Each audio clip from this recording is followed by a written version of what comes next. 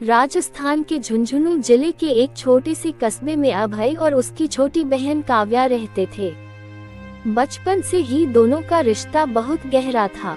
माता पिता अक्सर कहा करते, ये दोनों भाई बहन नहीं, दो जिस्म एक जान हैं। लेकिन वक्त हमेशा आसान नहीं होता। किस्मत ने इनके जीवन को 3 ऐसे मोड़ों पर ला खड़ा किया, जिसने इनके रिश्ते को और मजबूत कर दिया। अभय बहुत होनहार छात्र था। उसका सपना था कि वह इंजीनियर बने और परिवार का नाम रोशन करे।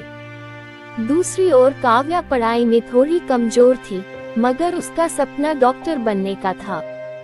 जब 12वीं कक्षा के बाद कॉलेज की फीस का समय आया, तो घर की आर्थिक स्थिति बहुत खराब थी। पिता का छोटा सा व्यापार घाटे में चला गया था। फीस केवल एक की भर सकती थी।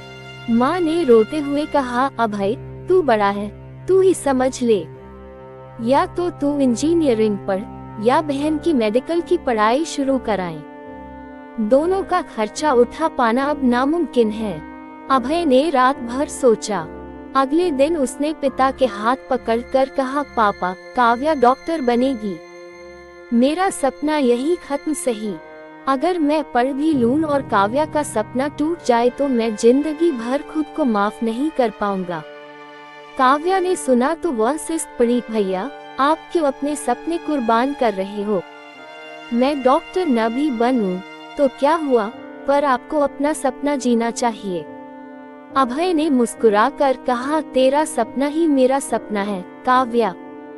जब तू सफेद कोट पहनकर लोगों का इलाज करेगी, तभी मुझे लगेगा कि मैंने भी कुछ हासिल किया। उस दिन से काव्या ने ठान लिया कि वह दिन रात मेहनत करेगी, ताकि भाई का त्याग व्यर्थ न जाए। काव्या मेडिकल कॉलेज में एडमिशन लेकर पढ़ाई करने लगी। अभय मीनवाइल कस्बे में ही छोटी सी साइबर कैफे और फोटोकॉपी की दुकान चलाने लगा। कॉलेज में काव्या की मुलाकात अर्जुन नाम के सहपाठी से हुई। धीरे धीरे दोनों में दोस्ती हुई और फिर ये दोस्ती प्यार में बदल गई। काव्या हर बार सोचती, भैया ने मेरे लिए अपने सपनों की बलि दी। अगर मैंने किसी से प्यार कर लिया तो क्या वह स्वीकार करेंगे?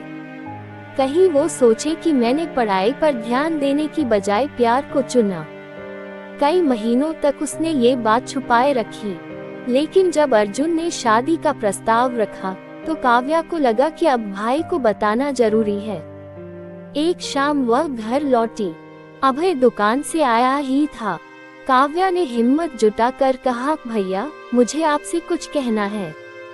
मैंने कॉलेज में अर्जुन नाम के लड़के से दोस्ती की और अब मैं उससे शादी करना चाहती हूँ। अभय कुछ देर चुप रहा। काव्या के दिल की धड़कनें तेज हो गईं। उसे लगा कि भैया नाराज हो जाएंगे, लेकिन अभय ने धीरे से कहा, काव्या तू मेरी जिंदगी का सबसे अनमोल हिस्सा है। अगर अर्जुन तुझे खुश रखेगा, तेरा साथ देगा, तो मुझे कोई आपत्ति नहीं है। बस एक वादा चाहिए, तू चाहे जहाँ रहे, मुझसे दूर मत होना। काव्या की आंखें भर आईं। उसने भैया के गले लगते हुए कहा, भैया मैं आपसे कभी दूर नहीं जाऊंगी। समय बीता। काव्या अब डॉक्टर बन चुकी थी। अर्जुन और उसके रिश्ते की बात घर में पक्की हो गई। शादी की तारीख भी तय हो गई। शादी से ठीक 1 हफ्ता पहले कस्बे के एक बुजुर्ग, जिनसे अभय अक्सर उधार लेता था, अचानक काव्या से मिलने आए। उन्होंने भावुक होकर कहा, बेटी तुझे पता भी है कि तेरा भाई तेरे लिए क्या क्या करता रहा है?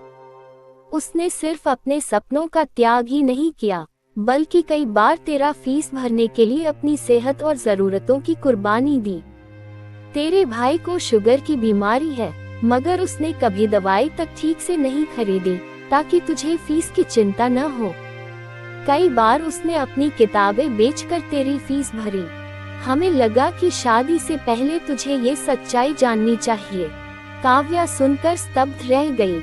उसके हाथ से शादी का कार्ड नीचे गिर पड़ा। वह दौड़ती हुई घर गई और अभय को गले लगाकर फूट फूट कर रोने लगी। भैया आपने मुझे क्यों नहीं बताया? आपने अपनी बीमारी तक मुझसे छुपाई। मैं तो स्वार्थी निकली। आप हर दर्द सहते रहे और मैं अपने सपनों में खोई रही। अभय ने आंसू पोंछते हुए कहा, पगली, भाई किस लिए होता है? तुझे सफल देखने के लिए। जब तू मरीजों का इलाज करती है, मुझे गर्व होता है। मेरी सारी तकलीफ उसी पल गायब हो जाती है। उस दिन काव्या ने ठान लिया कि वह भैया की सेहत का पूरा ध्यान रखेगी। शादी के दिन जब मंडप सजा हुआ था, काव्या ने सबसे पहले अभय को बुलाकर कहा, आज मैं यहाँ तक पहुँची हूँ तो सिर्फ अपने भाई की वजह से। मेरी जिंदगी का असली हीरो ये है। अर्जुन, मुझसे शादी करने से पहले वादा करो कि आप मेरे भाई का उतना ही सम्मान करोगे जितना मैं करती हूँ। अर्जुन ने हाथ जोड़कर अभय के सामने प्रणाम किया और बोला, मुझे गर्व है कि मैं आपकी बहन से शादी कर रहा हूँ। आप हमारे लिए हमेशा पिता समान रहेंगे। अभय की आंखों में आंसू थे, लेकिन उस दिन उसकी मुस्कान सबसे चमकदार थी। उसे लगा कि उसकी सारी कुर्बानियों का फल मिल गया है।